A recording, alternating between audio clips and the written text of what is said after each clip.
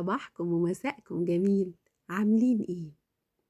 يا ترى ايه اكتر حاجة بتخليكم مبسوطين في يومكم؟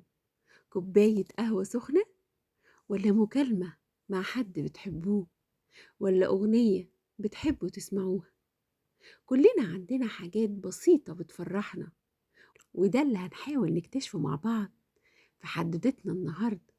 معاكم مروة، مستنياكم تشاركوني افكاركم. النجاح مش هو انك لازم تبقى الافضل على طول.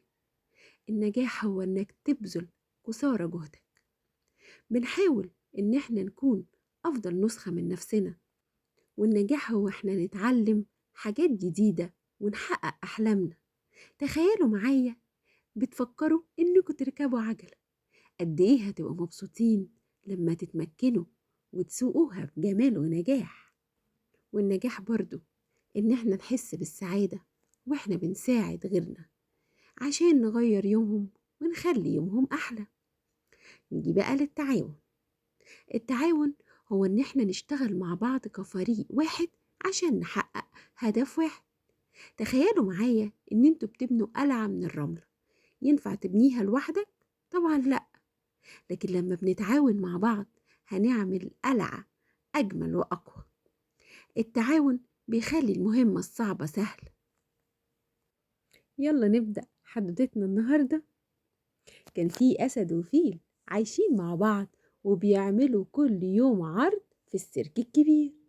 الأسد كل يوم بيعمل فقرته في السيرك ببراعة، وكان بيحب الصغير والكبير. ينط الأسد مسافات كبيرة ويعدي بين الحلقات ويقف كمان على ايديه. كان كل الجمهور معجب بالأسد جدا ومنبهر برشاقته وبقوة ايديه ورجليه. أما الفيل فقرته كان بيدخل يقف على رجل واحدة، وعلى المدرب كمان يسلم. كل الحاضرين بينبهروا ويقولوا إزاي الفيل الضخم ده للحركات دي بيتعلم. بس الفيل كان متضايق وشايف إن الجمهور بيحب الأسد ويسقف له أكتر منه. فكر ممكن يعمل إيه ويوقف فقرة الأسد وياخد التسقيف الجمهور كله لوحده. وفي يوم مدرب السيرك دخل عندهم عشان يحط لكل واحد منهم أكله. وقتها اتسحب الفيل وجر أكل الأسد بره السيرك، ومحدش كان واخد باله. وكرر نفس الحركة كتير، وافتكر الأسد إن المدرب ما بقاش بيحبه وخلاص نسيه. وزعل الأسد وتعب من قلة الأكل، وما بقاش يقدر يقف زي الأول، لا على ايديه ولا رجليه. وفي يوم العرض طلب المدرب من الأسد إنه ينط من بين الحلقات، لكنه ما قدرش. والجمهور اللي كان بيسقف للأسد وبيحضر كل فقراته بقى خلاص ما بيحضرش. ولما تكرر الحال ده كتير، قرر المدرب إنه خلاص هيدخل الفيل يعمل فقرة الأسد. ولما سمع الفيل كلام المدرب كان فرحان إنه هيكون هو البطل مش أي حد. وفي وقت العرض دخل الفيل الضخم للصالة كالعادة من أكبر باب. خلص الفيل فقرته وبدأ يجهز عشان يعمل فقرة الأسد اللي غاب. بس لما المدرب قال له ينط من بين الحلقات، اتحشرت الحلقة في راسه الضخمة.